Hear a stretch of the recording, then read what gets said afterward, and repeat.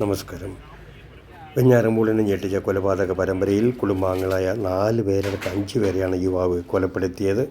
ഈ ദൃശ്യം കാണാൻ പറ്റും. ആ വീടാണിത്. ഈ ഇത്രയും കൊലപാതകങ്ങളൊക്കെ നടന്ന വീടാണ്. ഇവിടെ പോലീസ് ഉദ്യോഗസ്ഥന്മാരൊക്കെ ഇവിടെ തെളിവെടുപ്പും കാര്യങ്ങളൊക്കെ നടക്കുകയാണ്. അതിനോട് ചേർന്ന് തന്നെ ഇവിടെ ഡോഗ് സ്ക്വാഡ് ഇപ്പം ഇവിടെ എത്തിയിട്ടുണ്ട്. അതിൻ്റെ ഭാഗങ്ങളാണ് കാണുന്നത്. വീട്ടിൽ നിന്ന് ഇറങ്ങി വന്ന ഡോഗ് ഇവിടെ ഈ അഫാൻ്റെ ബൈക്കിനോട് ചുറ്റും കറങ്ങി നിൽക്കുന്നത് കാണാം.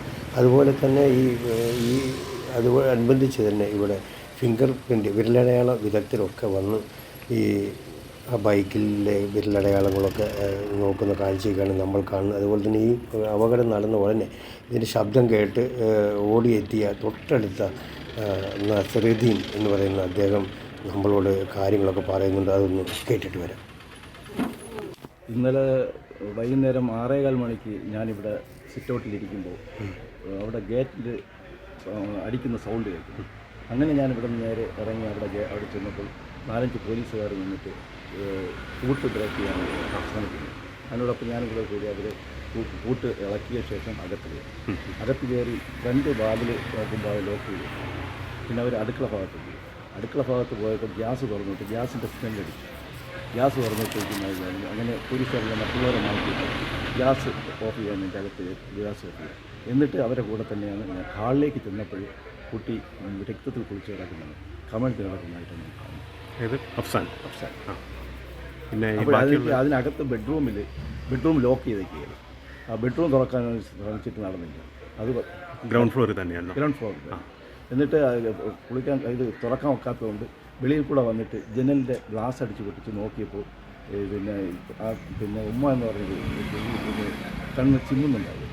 അങ്ങനെ അപ്പോൾ പിന്നെ ബോധമുണ്ടെന്ന് തോന്നിയിട്ടാണ് ഉടനെ തന്നെ ആംബുലൻസിൽ ഇറക്കിയിട്ട് ഈ 2 ബോഡി പിന്നെ നേരെ ഹോസ്പിറ്റലിലേക്ക്. ഫർസാനയുടെ ബോഡി എവിടെയായിരുന്നു? ഫർസാനയുടെ ബോഡി മുകളിലായിരുന്നു. അപ്പോഴും നമ്മൾ അറിയുന്നില്ല ഈ 3ാമതൊരാളുണ്ട് എന്ന് നമുക്കറിയില്ല. ഈ 2 പേരെ ഉള്ളെന്നാണ് നമ്മൾ വിചാരിച്ചത്. അപ്പോൾ പോലീസുകാർ പറയുന്നു ഇനി ഒരാളും കൂടെ ഉണ്ട് എന്ന്. അങ്ങനെയാണ് അവർ വീണ്ടും പരിശോധിച്ചപ്പോൾ മുകളിൽ കയറ്റി നോക്കിയപ്പോൾ നേരത്തെ ഇരിക്കുമായിരുന്നു. ഫസേല ഇരിക്കുമെന്നാണ് പോലീസ് പറഞ്ഞത്. ഞാൻ കണ്ടില്ല. ഞാൻ പിന്നെ അകത്തോട്ട് കയറി. ഞാൻ പിന്നെ പുറത്ത് ആംബുലൻസിൽ കയറ്റി വിടാൻ വേണ്ടി പുറപ്പെടും.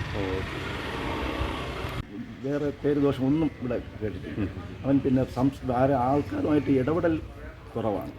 ഇവിടെ വേറെ അവന് വലിയ സുഹൃത്തുക്കളില്ല. നമ്മൾ കാണുമ്പോൾ വിഷയമൊന്നും അല്ലാതെ ഇറക്കോട് സംസാരിച്ചിട്ടില്ല.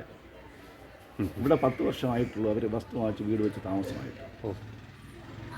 ഇതിനു മുമ്പ് എവിടെയായിരുന്നു ഇതിനു മുമ്പ് ഇവിടെ നിന്ന് ഒരു 2 കിലോമീറ്റർ അപ്പുറം വാടക വീടാണ്. വാടകയല്ല, അവർ ഉമ്മാടെ സ്ഥലമാണ്. ഉമ്മാരെ അതല്ലേ പാങ്ങോട് വാപ്പാടെ സ്ഥലം. പാങ്ങോട് വാപ്പാടെ സ്ഥലം. അത് മരിച്ച സൽമാ ബീവിയുടെ വീടാണ്. സൽമാ ബീവിയല്ല, സൽമാ ബീവിയുടെ വീടുന്നത് വാപ്പാടെ ഉമ്മയാണ് സൽമാ ബീവി. ഈ ഷമിയുടെ വീടാണ്. പേരുമില്ല. പിള്ളേ കുട്ടി 8ൽ പഠിക്കുക. അഫ്സാൻ 8ൽ പഠിക്കുക. ചേട്ടനും അനിയനുമായിട്ട് 10 വയസ്സിൻ്റെ വ്യത്യാസമുണ്ട്. നല്ല ഈ അനിയനും ചേട്ടനും നല്ല അറ്റാച്ച്മെൻ്റ് ആയിരുന്നു. വേറെ പിന്നെ കുട്ടിയെ ഒരു മക്കളെ നോക്കുന്ന രീതിയിൽ തന്നെയാണ് ഈ കൊണ്ടുപോയിക്കൊണ്ടിരിക്കുന്നത്. അറ്റാച്ച്മെൻ്റ് ആയിരുന്നു. ഉമ്മയ്ക്കിപ്പോൾ അല്പം ഇപ്പോൾ ബോധം വീണതായിട്ട് അറിഞ്ഞു. നമുക്ക് ഈ പെൺകുട്ടി അറിയില്ല, നേരിൽ കണ്ടിട്ടുമില്ല.